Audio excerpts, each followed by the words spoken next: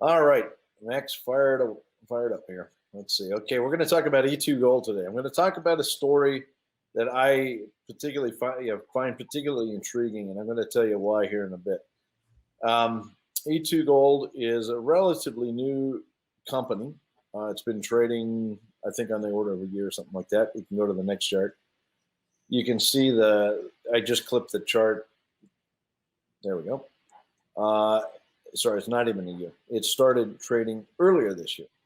So it's half a year old, 6 7 months old. Here you can see. And, just like the gold space, stock price has not responded all that well this year. But the company has recently undertaken a placement, and it's around an exploration strategy on this property, this very, very intriguing property in Ontario that I want to talk about. Now, the fact that the stock price is fairly depressed here says nothing but opportunity. Like if you want to invest in kind of one of those go long, stay home type stories, this is a good one to do it. The market cap's a mere 10 million Canadian. Yeah, they got about 90.4 million shares out, and plus warrants and options, it's 152. But I'll tell you what, if they find the kind of prize that they're hunting for, it could be very, very impactful. Let's go to the next slide. Okay, there's many, many times in geology where there's great debate around how a deposit forms. Okay, and this particular target that they're chasing is an analog to the Hamlet Deposit. The Hamlet Deposit is a very, very famous deposit. It's actually not far from this property. It's about 150 kilometers, I believe, or maybe just a bit less. And it is within the same greenstone belt or same terrain. I'll show you here in a minute.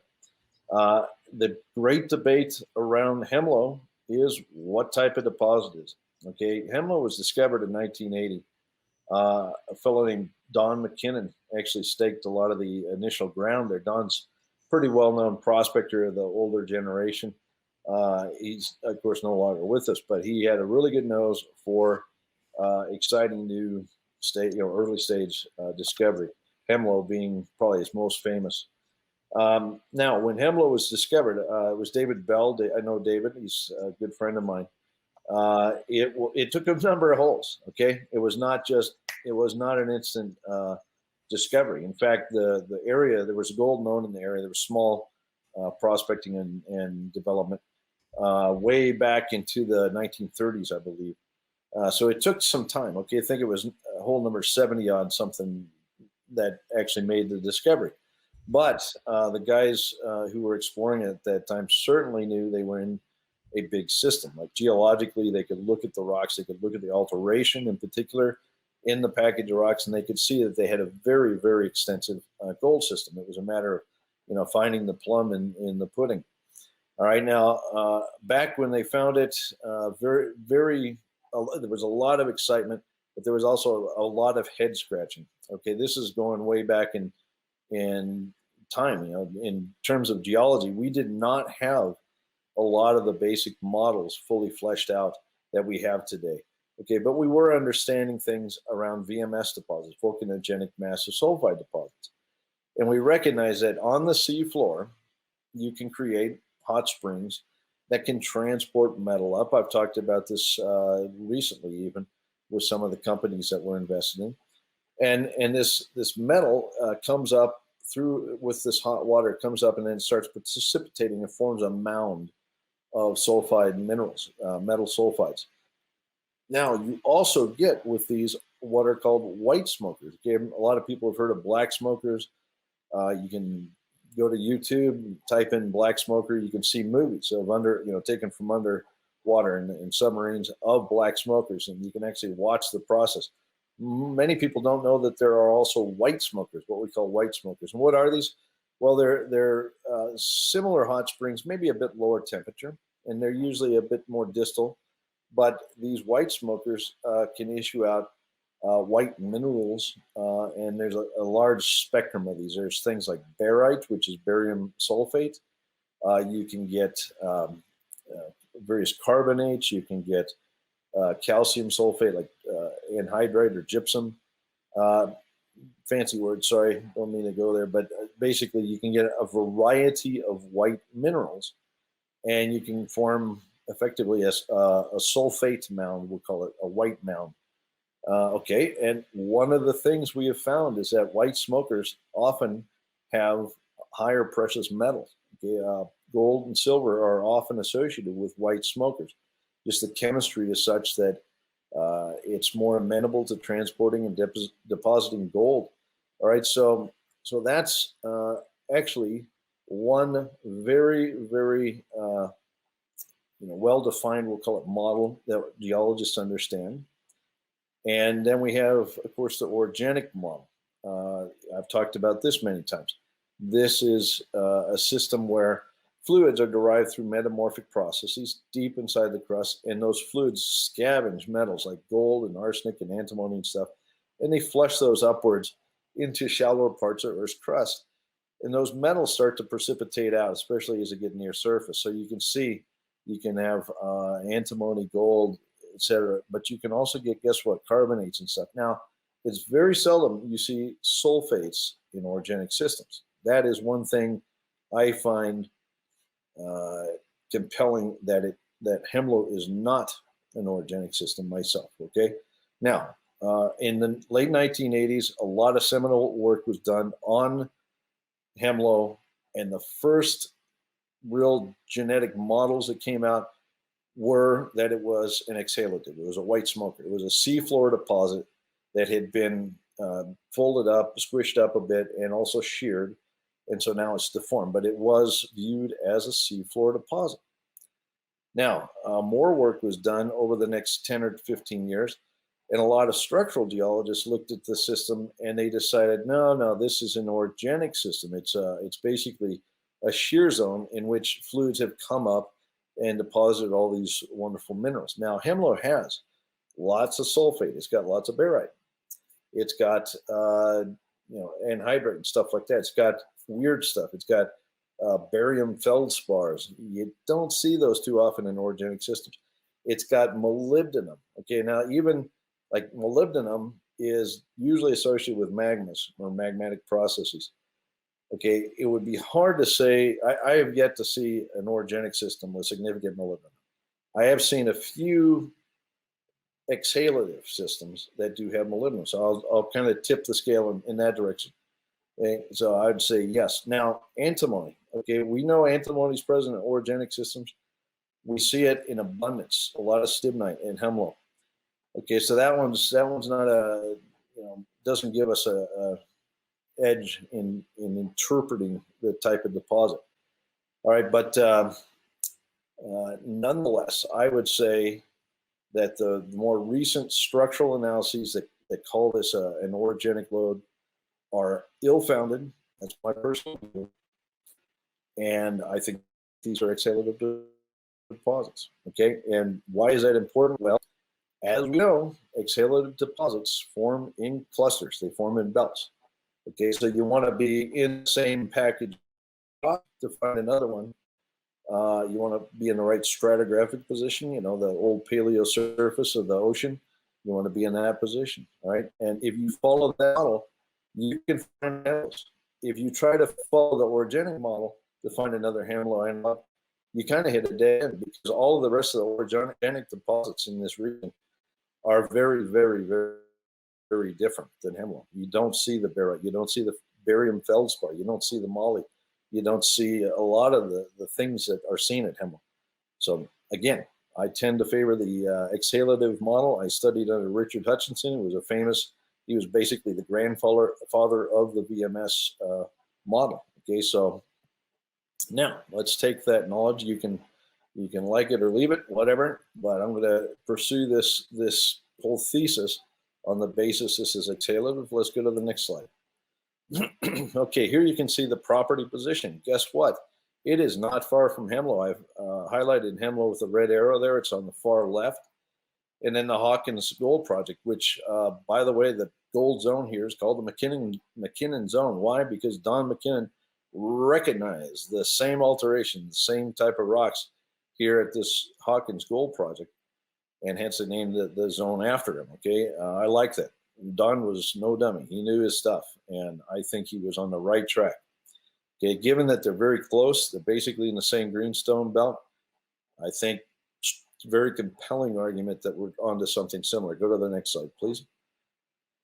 Yeah, this shows you a map of the Superior Craton. So we're stepping way out and looking at the old rocks that form the core of Canada here.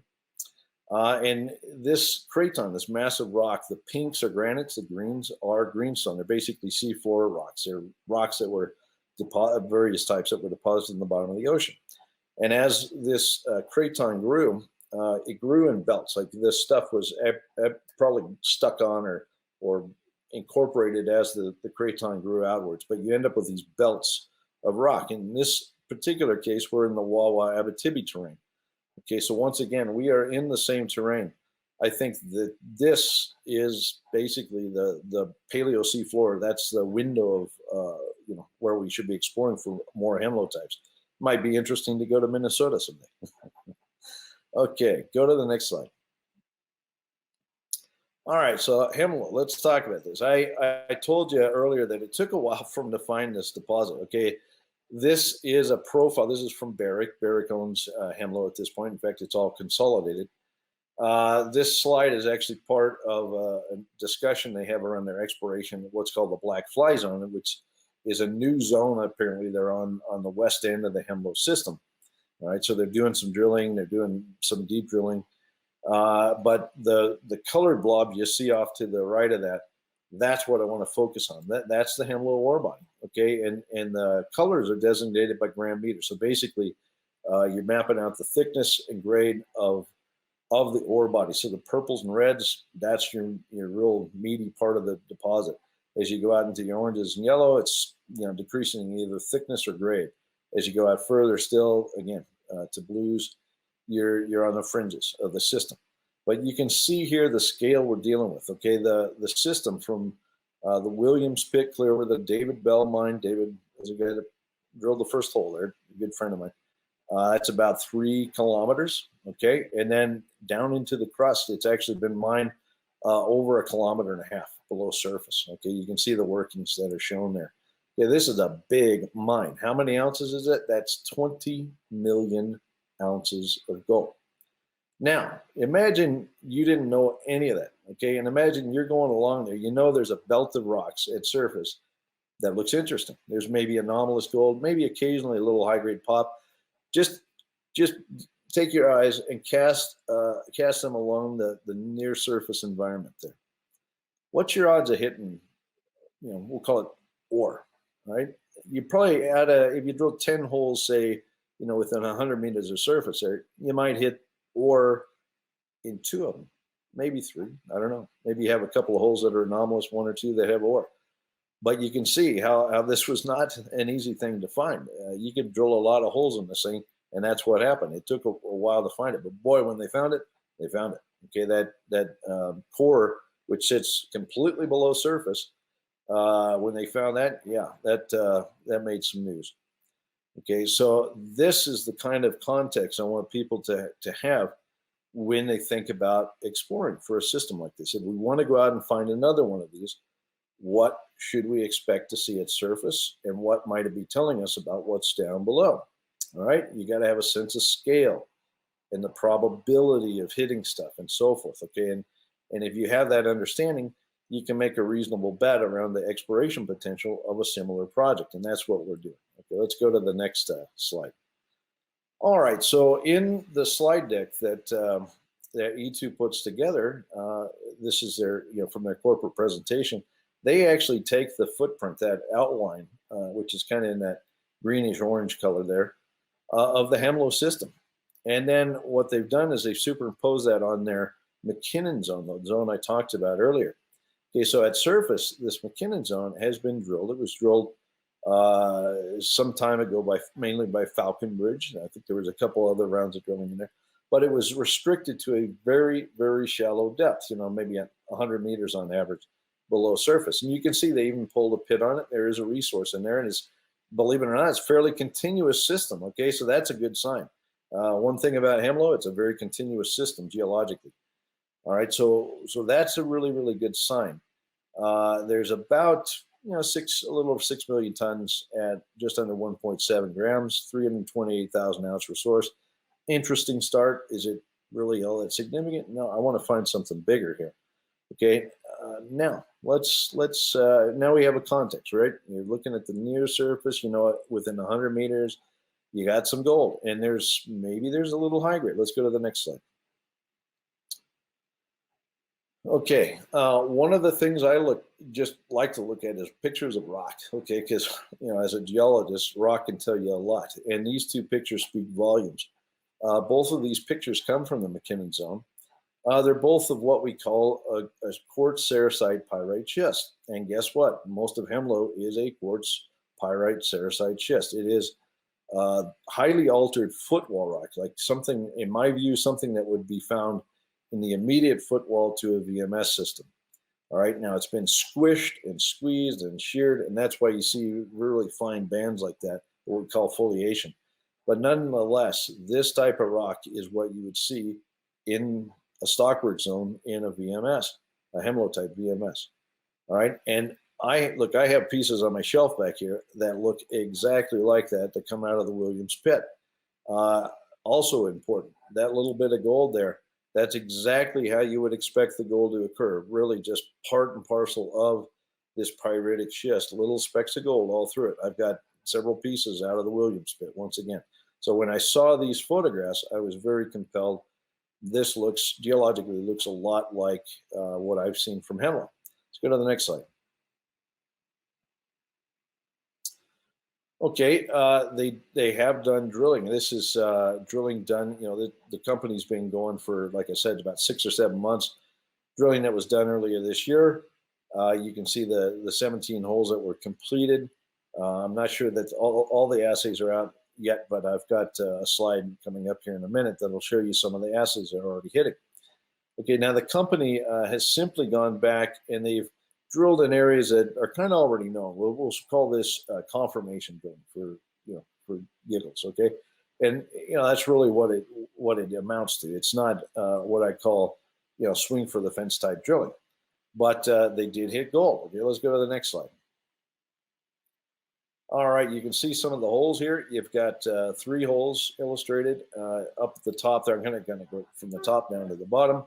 You can see they hit 17 meters, 1.81 gram. Actually, that's kind of the grade you'd see inside the Williams pit. But notice inside of that, there's a little bit of higher grade material, including 1 meter of 11 gram. Interesting.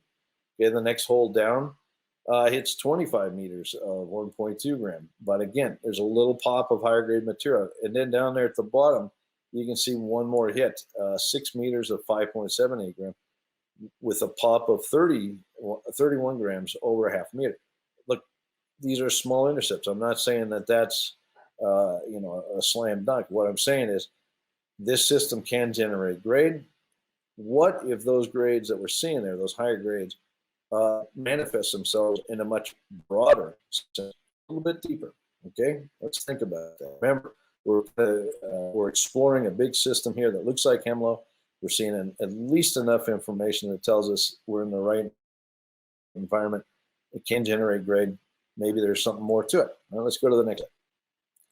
The other thing I really like about it is that they control a much longer strike on this system. Okay, now the Mckinnon zone is a little hard to see, but that red line on the right half of this magnetics image. Magnetics is simply data that's collected from the magnetic minerals in the earth below. It can be done on the earth. I'm not sure, but anyway, the bright colors you see there simply show us the patterns of the rocks in the subsurface. And right away, you can see that the Mckinnon zone follows a very distinct area. Now, there's blue just to the side. That's interesting. To me, that smells like what we call demagnetization. The magnetite or the magnetism has been destroyed. Guess what? Why you would destroy magnetism? Hydrothermal alteration. Interesting. Okay, I think that blue zone, as you follow it westward, is actually marking out perhaps marking out hydrothermal alteration in the rock package immediately adjacent to the Mckinnon zone. What does it do further west? Don't know, but there's some samples way off to the west there. Notice 41 gram over a meter. You got, look at that one, 7.44 gram over 11.6 meter. Interesting. Now they're a little bit off strike, okay? A little bit off strike. Don't know the context, but the company tells me they will be doing diligent follow-up along strike to the west. Also to the east, you see some interesting numbers. 33 grams out of a gram sample way off on the eastern edge, kind of in that same Mckinnon position. Now, what are the things that crisscross it? Those are probably lake dikes, okay? The Superior Province has been kind of broken up over time. And around 1 billion years ago, plus or minus, there was a diking event that brought up magnetic dikes. And those are manifested almost everywhere across this region. But it's that belt you want to focus on. This looks like a big belt. It looks like there's a lot more going on. I want to see the company do some aggressive, we'll call it greenfield type exploration off each end of this system. But here's what we're focused on right now. Go to the next slide. Okay, so I took the image, the promo image. You know, there's an old saying, you've got to watch what you wish for. Okay, this company came to us and they said, here's what we think we have. We think we have a Hemlo. Okay, they showed this slide. They showed the Hamlet Deposit superimposed on the Mckinnon zone. And I said, okay, well, what would you need to do to find a Hemlo? We talked for a bit, came to the conclusion, you should probably poke a series of holes about, aiming 500 meters vertically below the surface and see if you hit any ore. Okay, we know what's at top. We know the 100, first 100 meters is kind of low-grade material, 1.65. Is there a high grade? I mean, we know there's some high grade in it, by the way. Okay, little pops and whistles of high grade. Is there a fatter, beefier zone below? Well, let's go whale hunting, okay? So guess what? We gave them money, or we put in money, not gave them, took part in the placement as well as some others. The company's cashed up. This is their only property. I want to see these guys focus like a laser on drilling the holes that are shown here. Do they have to drill every single purple and blue dot? No, but it would be nice to drill either the blue ones or the purple ones, and maybe all of them if you start hitting. Get my point is that we want to go find a Hemlo, all right? If this is a Hemlo target, the mandate should be, we're going to go drill these holes heck or high water, and we're going to see if there's a whale down there. Quinn, tough question to ask if you don't mind, but what type of grade would you like to see in some of those holes? If that would perhaps impress you. Okay, so Hemlo, the colored map I showed, a profile, a long section of Hemlo that I showed earlier. I think the purple, if I remember right, is 200 gram meters. I don't want Max to have to go clear back, but I think it's 200 gram meters. So what does that mean? Well, it either means true widths of say 20 meters at 10 grams. That would make 200 gram meters, or maybe 10 meters at 20 grams. I don't know. But look, Hemlo's average grade, especially in that beefier part, was around a half an ounce per ton. Okay, so I would like to see a few meters of high grade. If you started to see 2, 3, 4 meter intercepts of 30 grams, that's starting to look very interesting. That's starting to smell like Hemlo. Ultimately, you want to find the big sucker. Okay, it would be nice to hit a hole like 80 meters of 20 grams or something like that. That would be a winner. Okay, it's possible. It's possible in these. They certainly had holes like that at Hemlo. Okay, all right, but going back to the slide there, Max. Look, you can see right away that. Where are we? There. Nope. The slide. The purple and blue dotted slide at the end. There we go.